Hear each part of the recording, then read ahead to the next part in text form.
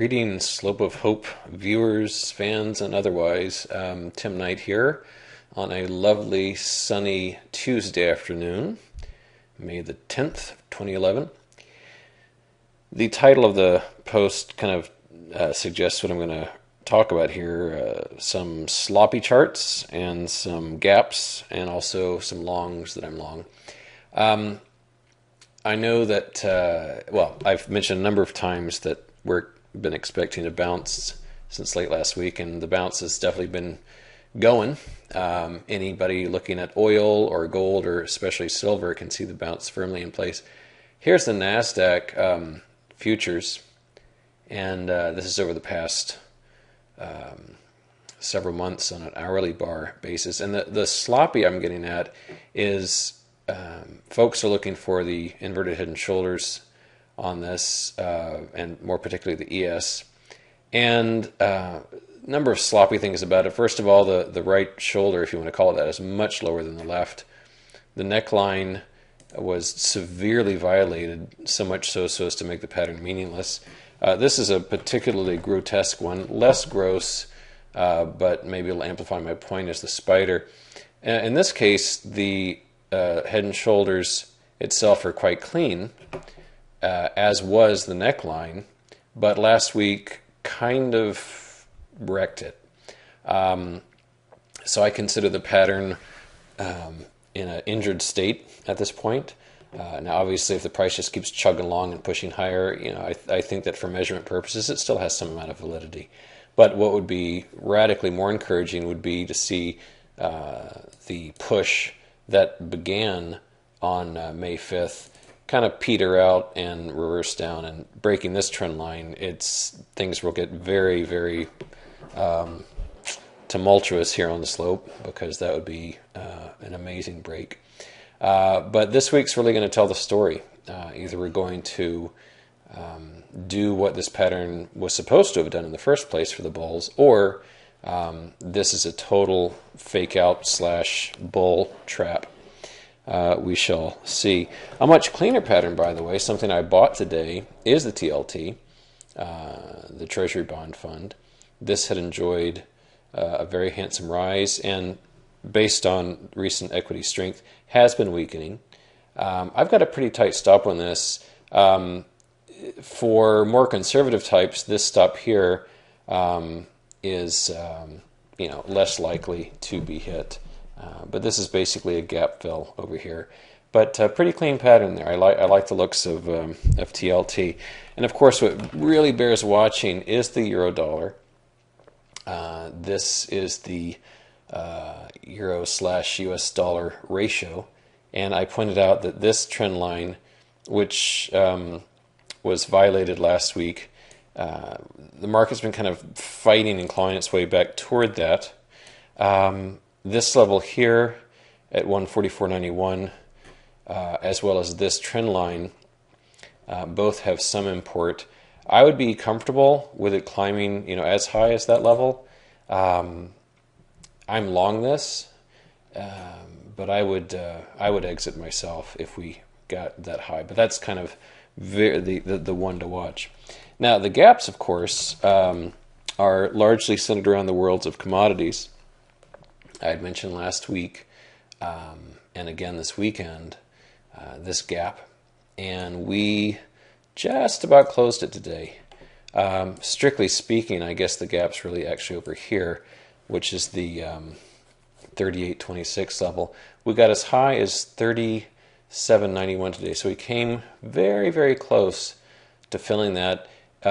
If we were to sink tonight, that would be profoundly good news for the bears, and obviously breaking this level would be splendid news for the bears.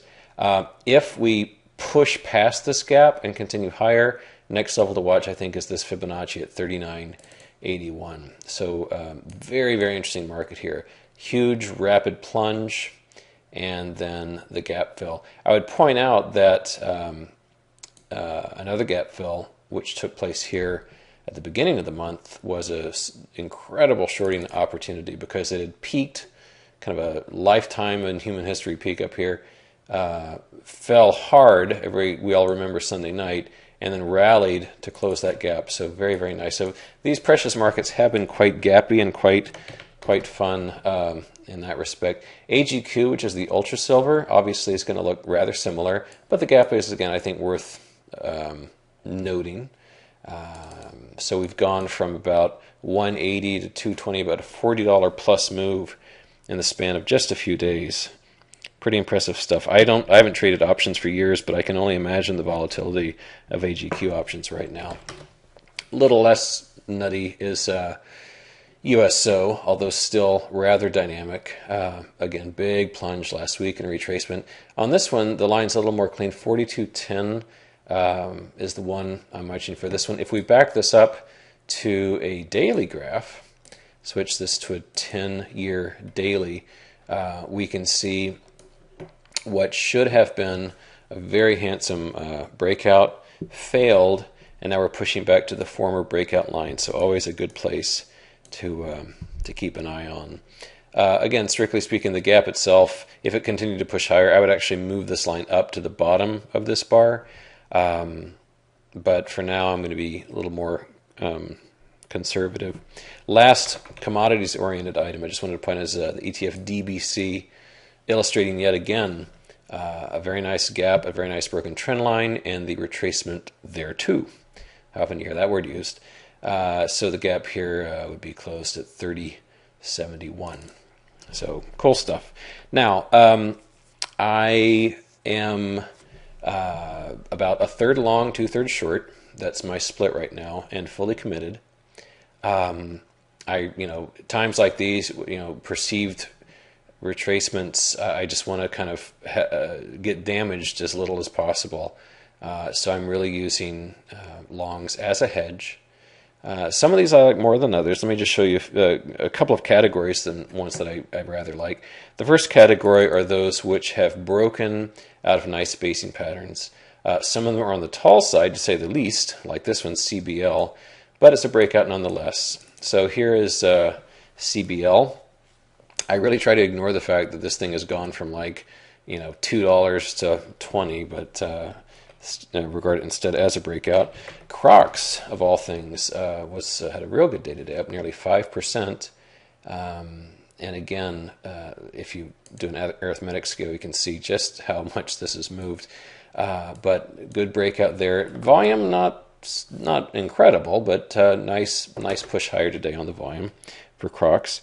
UFS, I like this one quite a bit. This is a nice clean breakout, up over 3% on this one. Very pretty basing pattern spanning many years.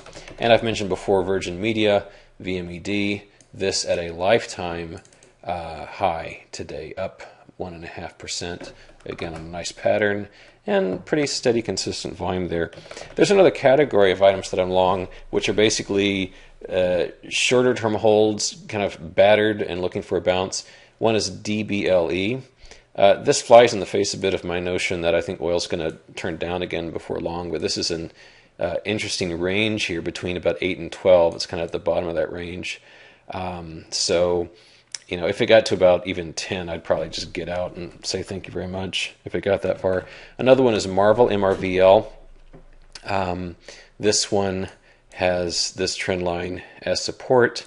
Here again, this is not unlike the ones I showed earlier, the kind of thing that I think would be worth holding on to for a while. These are kind of temporary trades, as it were. So that's really about all I've got for you today. The VIX has settled down quite a bit from last week. We're back down to 15.91, whereas last week we were approaching 20 territory.